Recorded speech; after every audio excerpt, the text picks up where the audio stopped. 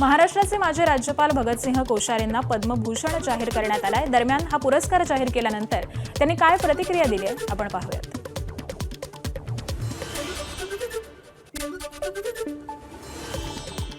बचपन से ही पद और प्रतिष्ठा से दूर रहने की मैंने कोशिश की है, परंतु संगठन ने मुझे अलग अलग दायित्व दिए और खुशियों की समझा।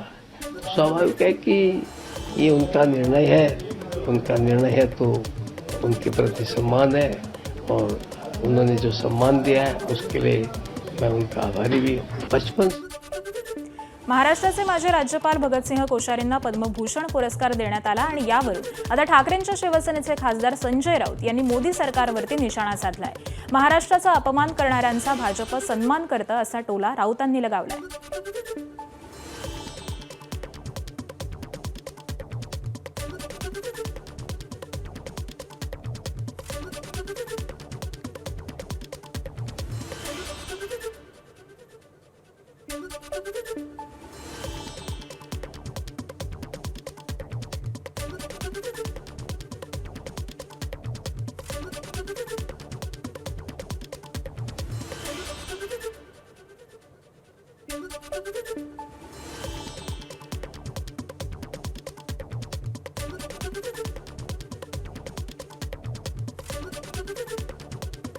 महाराष्ट्राचे माजी राज्यपाल भगतसिंह कोश्यारी यांना पद्मभूषण पुरस्काराने सन्मानित करण्यात येणार आहे आणि खासदार संजय राऊत यांनी यावरून टीका केली आहे।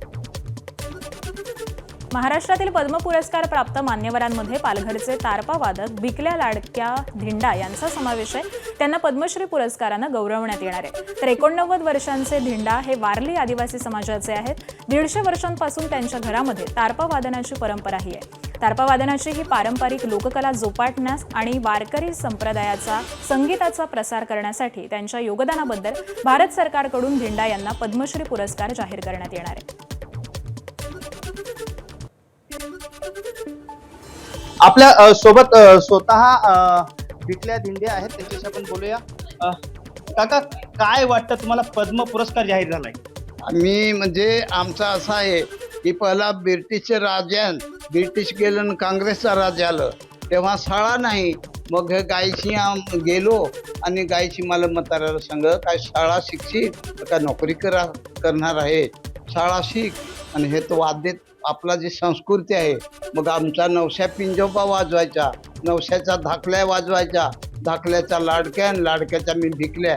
आज माझी 89-92 चालला आहे वर्ष माझा, अजून तारपा मी वाजवतो। म्हणजे ही मायभूमी माती परीक्षा केली तो आदिवासी श्वासाने वाजवती संस्कृती आणि हाताने वाजवती आकृती। म्हणून मला महाराष्ट्र सरकारने 1 लाख पुरस्कार दिला, भारत सरकारने 1 लाख रुपये दिला आणि ती तसाच मला केंद्रीय सरकारने 3 लाख रुपये दिला। आणि मला हे आता वाजवण्याची सगळी आवड लागली। मी लहान दुसरी पोरं पण शिकवतो की बाबा आदिवासीची संस्कृती ही ठेवली पाहिजे। आता हे हिरवा देव आणि तारपा हे जात परतणीला असला तोच आदिवासी, आणि जर तारपा नाही, हिरवा देव नाही, तो आदिवासी नाही, तो बिगर आदिवासी।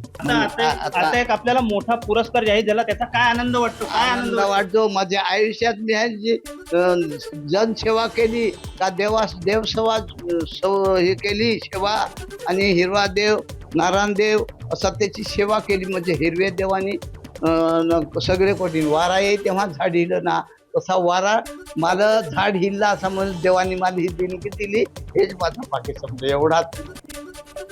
गुरुकुंज मोझरी इथल्या अखिल भारतीय गुरुदेव सेवा मंडळाचे सरचिटणीस जनार्दन पंत बोथे यांना पद्मश्री पुरस्कार जाहीर करण्यात आलाय आणि त्यानंतर त्यांनी काय प्रतिक्रिया दिली आहे पाहूयात।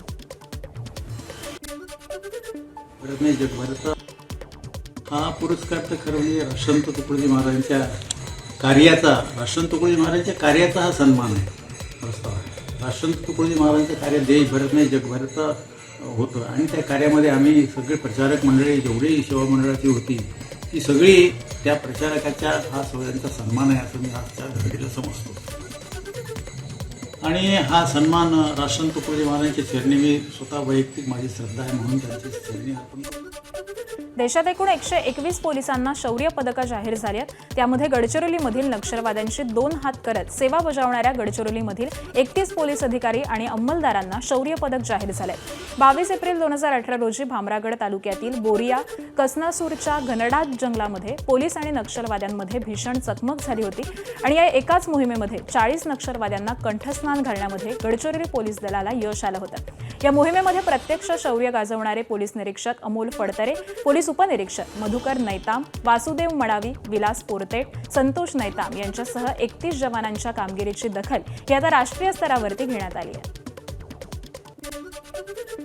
प्रजासत्ताक दिनाच्या पूर्वसंध्येला सरकारनं शौर्य पुरस्कार आणि सेवा पदकांची घोषणा केली. अंतराळवीर आणि भारतीय दलामधील ग्रुप कॅप्टन शुभांशु शुक्लांना देशाचा सर्वोच्च शौर्य पुरस्कार असलेल्या अशोक चक्रानं सन्मानित करण्यात येणार आहे. याशिवाय सैन्यातील 3 अधिकाऱ्यांना कीर्तीचक्र तर 13 जणांना शौर्य चक्र जाहीर करण्यात आलंय.